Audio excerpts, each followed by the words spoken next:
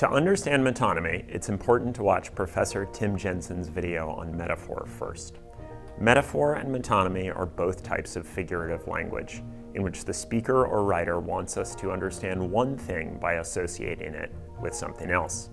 But those associations work differently for metaphor and metonymy, as well as for a third variation, synecdoche, on which you can also find an Oregon State video. Metaphor is the easiest to understand and the most common, so if you haven't watched the metaphor video, go do that now.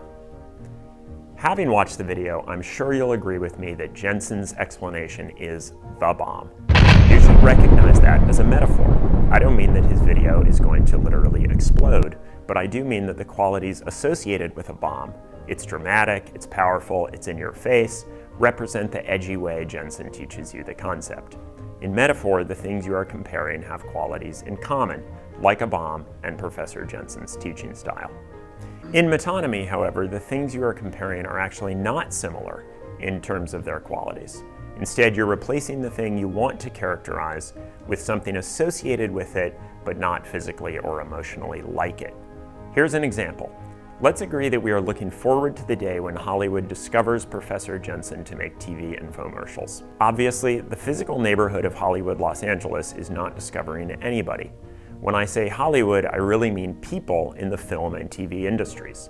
You understand that I'm actually talking about people, even though I said the name of a place, because you are super familiar with this common metonym, the one that replaces filmmakers with Hollywood.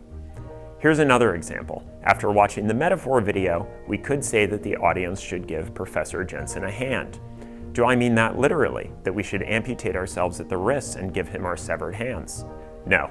You automatically, without thinking about it, make a metonymic substitution, understanding hand to mean applause. Like filmmakers in Hollywood, hands and applause are associated with one another, but aren't like one another. That's the difference between metonyms and metaphors. There are dozens of classic examples in our everyday language. The White House made a statement today. The White House can't talk, and the building isn't like the president's administration, but symbolizes it associationally. Other classics. Victoria was the crown of England. Danish is my mother tongue. Don't let the man get you down.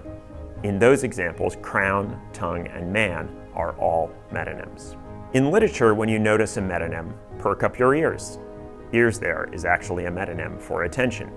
When a writer uses metonymy, something interpretively interesting is often happening. Emily Dickinson describes feeling drunk on the beautiful qualities of a summer day.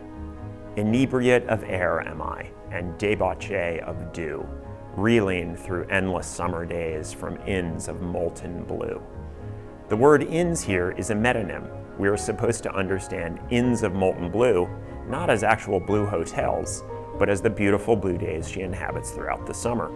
Dickinson's joyous wordplay correlates to her feeling creative, unrestrained, and free in her enjoyment of the world's beauty.